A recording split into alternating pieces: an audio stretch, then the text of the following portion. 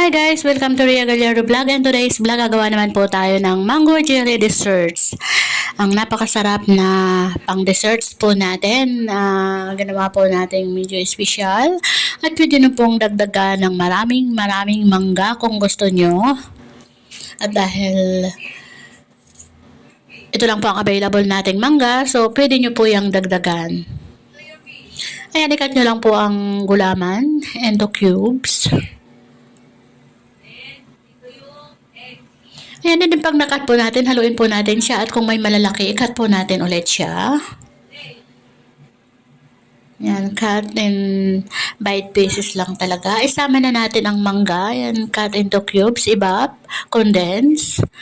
And, ayan, isama na rin natin ang all-purpose cream.